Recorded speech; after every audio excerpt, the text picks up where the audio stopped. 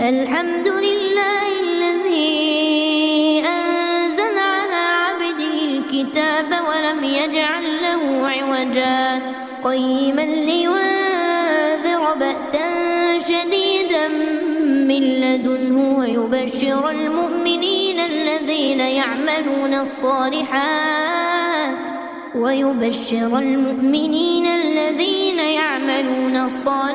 أن لهم أجرا حسنا ماكثين فيه أبدا.